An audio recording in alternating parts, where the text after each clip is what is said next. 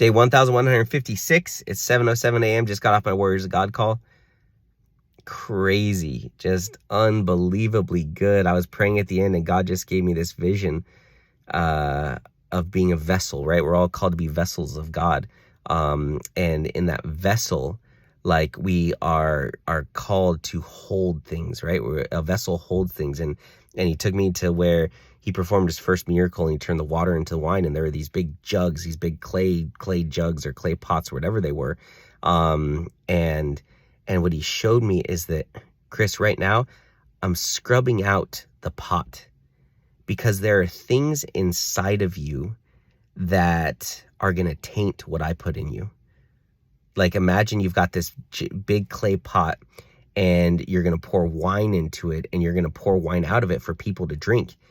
But it's full of dirt and dried up mud and it's got grass in it and all this stuff. Like you don't want to pour that wine in there because then you're going to serve it to other people and they're going to be drinking dirt and mud and grass and like, no, like that's not how it's meant to be. And so you only pour it into a clear pot. And so he's showing me, Chris, I'm scrubbing out the inside of the pot. All these things you're going through, this financial situation, I'm scrubbing off all the things that would taint what I'm going to pour into you and what you're going to pour into others, because what I pour into you is meant to be poured into others. Just like at the wedding, when Jesus filled the pots, he filled them with wine to be poured into cups for people to drink.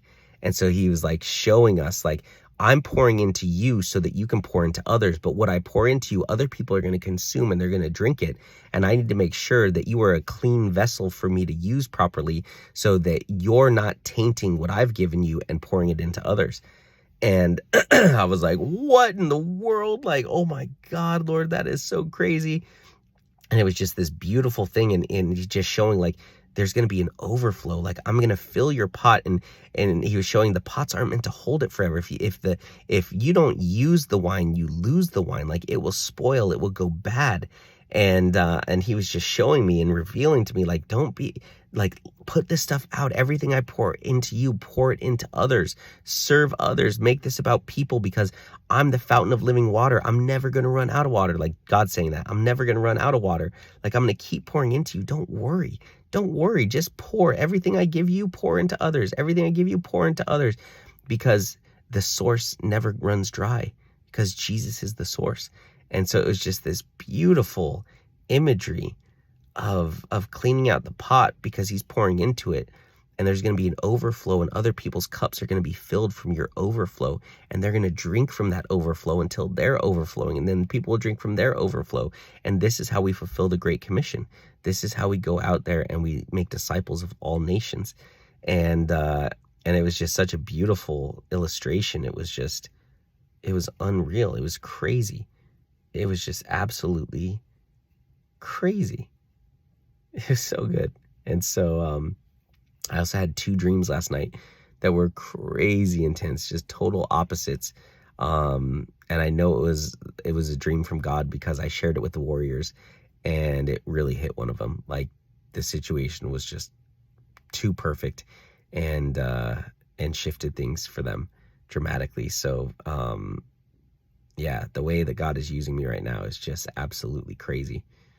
My heart is shifting to people. And what I realized on this call just by talking is that the last time I was in this kind of financial situation, I worshiped money above all things, really, or above most things, but I worshiped money.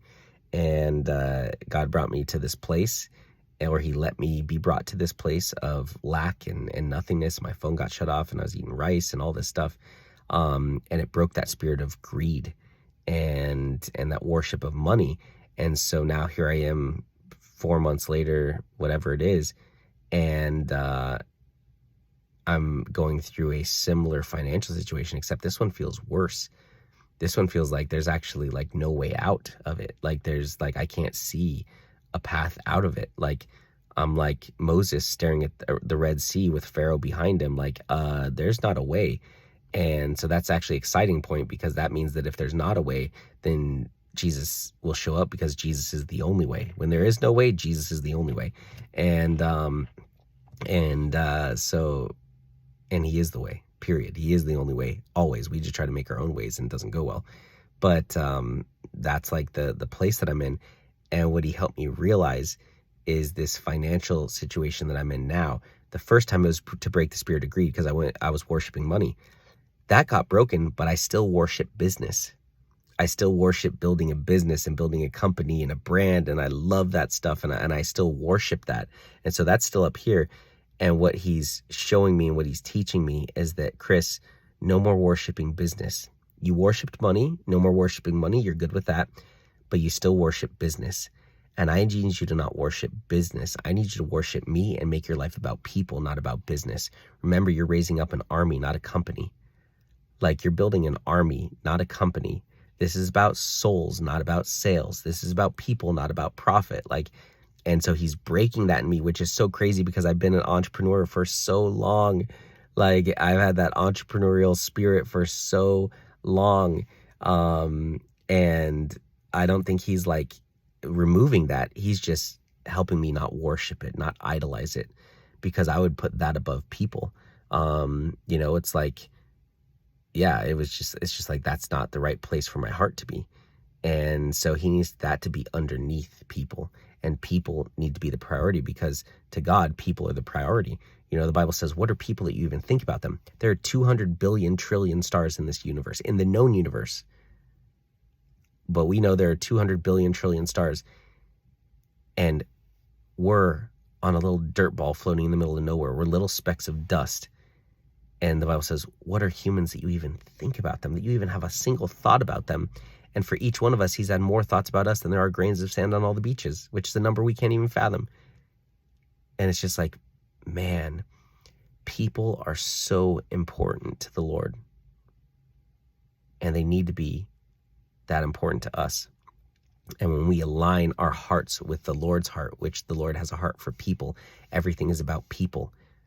He created oxygen for people. He invented food for people. He invented gravity for people. He invented joy for people. Like all of this, everything he's done is for people. Everything you look at in this world that is good, he created it for us, for people. It's just beautiful. And so, but our lives aren't about people most of the time. Our lives about success, or making money, or status, or trying to find your soulmate, or doing this or doing that. And it's not about serving people. It's not about people. It's about everything but. And for me, it's about business. And he's breaking that in me, which is crazy, because I literally feel like I'm becoming a new person, like I'm getting literally a new mind. And and God renews your mind, gives you a new mind. And I feel like I'm having a new mind, where I'm going into this life now where people are the priority. It's so crazy. Yesterday, after our call, I had only slept like 4 hours, and any other day I would have gone back to sleep. But it was like, there's people that need me today. I need to go to the church. There's people that need me today. And I went there, and the first conversation I had, massive, powerful conversation for this lady. And she's like, the Lord is using you right now. Thank you. I needed to hear this. Finals are coming up in 2 weeks. I've been doubting this. I've been worrying about this. And wow, you're on fire. God's using you. And it's just like, wow, Lord. And then 19 people in the class yesterday that just got rocked. And it was like, people needed me yesterday. And so I sacrificed sleep, and I was not tired the entire day at all. And last night I slept probably 5 hours.